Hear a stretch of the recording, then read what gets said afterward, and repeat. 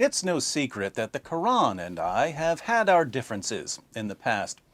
But I'm a man of peace and love, so to avoid ongoing hostility and conflict, I'd like to extend an olive branch by sharing my favorite verse of the Quran.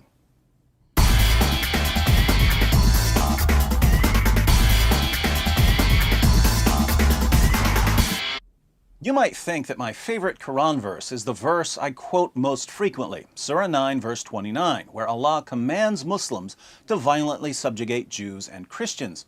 But this isn't my favorite Quran verse at all. I just quote it a lot to help people understand 14 centuries of jihad.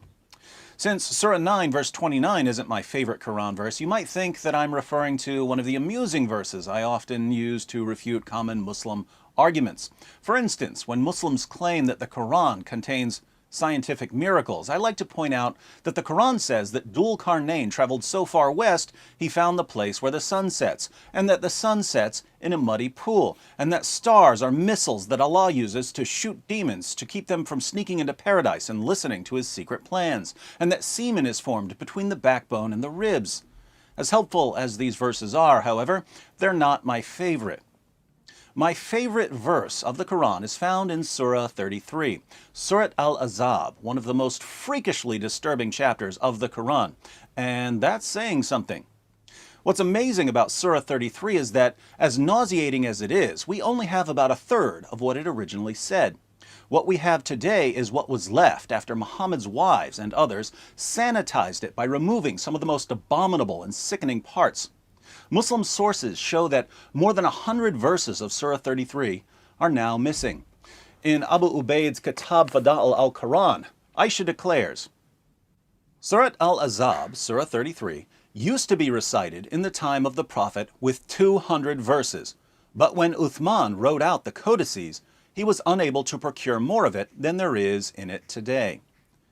Surah 33 in today's Quran only has 73 verses, but it originally had around 200. That's a lot of missing verses. And we know what some of these missing verses said. In Sunan ibn Majah, 1944, we read, It was narrated that Aisha said, the verse of stoning and of breastfeeding an adult 10 times was revealed, and the paper was with me under my pillow. When the Messenger of Allah died, we were preoccupied with his death, and a tame sheep came in and ate it. We discussed the verse of breastfeeding an adult 10 times in my Sheepgate video, which I'll link to at the end of this video in case you haven't seen it yet. In brief, before more than 100 verses were removed from Surah 33, one of the verses said that if a man and a woman aren't married to each other but they need to be alone together for some reason, the woman is required to breastfeed the man 10 times so that he'll feel like her son and won't be tempted to have sex with her. So according to Allah, the proper Islamic way for women to avoid sexually arousing men is to put their breasts into men's mouths this many times. Fortunately, Muhammad's wives had a better understanding of human nature than Allah did, so they conspired to remove that verse and other verses when Muhammad died after he was poisoned to death by a Jewish woman whose family had been slaughtered by Muslims. But in my humble opinion, Muhammad's wives should have taken out the entire chapter. Keep in mind, this is the chapter where Allah gives Muhammad special permission to break the 4-wife limit. Muslims are allowed to marry up to 4 women and girls, but in Surah 33, verse 50, Allah tells Muhammad that he can have as many wives as he wants. How convenient that the man who was receiving the revelations got the most sex partners. This is also the chapter where Allah orders Muhammad to marry the wife of his own adopted son after Muhammad causes the divorce by lusting after her. Since marrying the divorced wife of your own adopted son was frowned upon in 7th century Arabia, Allah decided to abolish adoption in Surah 33, verses 4 to 5. Adoption, of course, is one of the most loving, humane practices in human history, and Allah abolishes it so that Muhammad can have the wife of his own adopted son. Anywho, this utterly detestable chapter is the chapter that contains my favorite Quran verse. My favorite verse of the Quran is Surah 33, verse 53. Surah 33, verse 53 is my favorite verse because it shows beyond any rational doubt what the Quran really is. The historical background of the verse is that Muhammad would sometimes invite people to one of his many houses for dinner, but people would show up early or stay late because they wanted to talk to him and ask him questions. Muhammad didn't want these people hanging around, but he was too shy to tell them that they were annoying him. That's when Allah stepped in and revealed Surah 33, verse 53. O you who believe, enter not the Prophet's houses unless permission is given to you for a meal, and then not so early as to wait for its preparation. But when you are invited, enter, and when you have taken your meal, disperse without sitting for a talk. Verily, such behavior annoys the Prophet, and he is shy of asking you to go. But Allah is not shy of telling you the truth. And when you ask his wives for anything you want, ask them from behind a screen that is purer for your hearts and for their hearts. And it is not right for you that you should annoy Allah's messenger, nor that you should ever marry his wives after him, i.e., after his death. Verily, with Allah, that shall be an enormity. Now, think about this. Muhammad doesn't like people showing up early for dinner or hanging out afterwards. He's a busy man, and Islam's most trusted sources say that he liked to have sex with all 9 of his wives on the same night, as we read in Sahih al-Bukhari, number 5068. Narrated Anas, the Prophet used to go around, have sexual relations with all his wives in one night, and he had 9 wives. Sahih al-Bukhari, number 5215. Narrated Anas bin Malik, the Prophet used to pass by, have sexual relations with all his wives in one night, and at that time he had 9 wives. Sahih al-Bukhari, 268. Narrated Qatada, Anas bin Malik said, the Prophet used to visit all his wives in a round, during the day and night, and they were 11 in number. I asked Anas, had the Prophet the strength for it? Anas replied, we used to say that the Prophet was given the strength of 30 men. And Sa'id said, on the authority of Qatada, that Anas had told him about 9 wives only, not 11. Surah 33, verse 50, gives Muhammad special permission to have more sexual partners than anyone else. And Muhammad wants to go from house to house, having sex with 9 women and girls a night. Now, obviously, if you're trying to have sex with 9 women and girls a night, not counting your slave girls, you don't have a lot of time for chit-chat.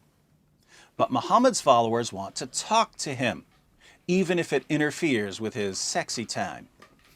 Sadly, Muhammad, the guy who brags about having sex with 9 women and girls in one night, is just too shy to tell his followers to stop bothering him, so Allah has to intervene and tell them not to annoy Muhammad. Keep in mind, Muhammad is the one who's receiving these revelations. One day, Muhammad steps out and says, guys, I have a revelation from Allah. This is Allah talking, not me. I wouldn't say any of this, but Allah will. Remember just 3 verses ago when Allah gave me and me alone the right to have more sexual partners than any of you gullible stooges? Well, now Allah wants you to stop coming over to my house early, and He wants you to leave as soon as dinner's over. Again, I wouldn't say any of this. I'm just too shy.